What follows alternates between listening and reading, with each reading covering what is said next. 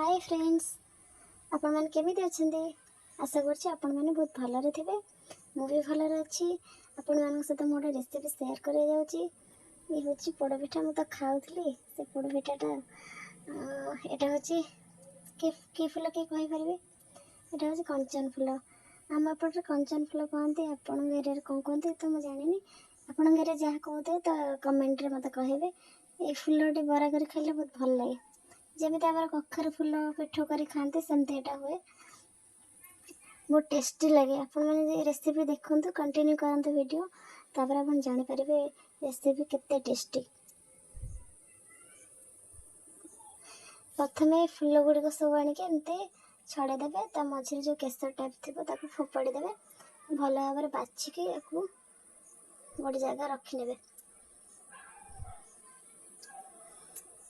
ये फुलर आहरी दुईटा रेसिपी अच्छी, किंतु फुलर बराटा भल लगे बोली मुझे आप सहित शेयर कली। बहुत टेस्टी लगे बराटा। तो आपण मैंने घरे भी निजे बन खाते जानीपर केते टेस्टी। ये भाव तो सब पाखुड़ा को छड़े ने, छड़े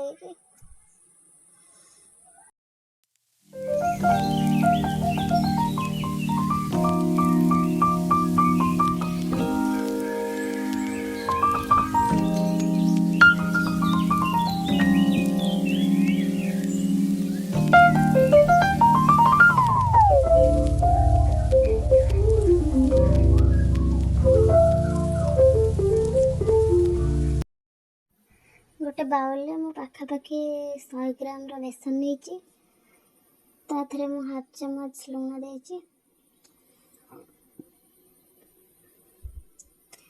से किसी अदा और रसुन पेस्ट करके 3 चम्मच नहीं जाइए।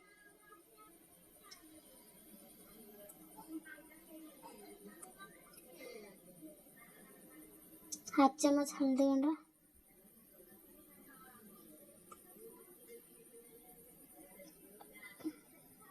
लुण जेहेतु मत कम लगे तो से 2 चम्मच लुण नहीं जाइए। भजा होता लंका गुंड हाफ चम्मच नहीं, एमती सब पकई गोटे पेस्ट वाला बनईदे। और से 2टा जीरा ऐड करदे। जीराटा पकड़े भल टेस्ट आसो तार।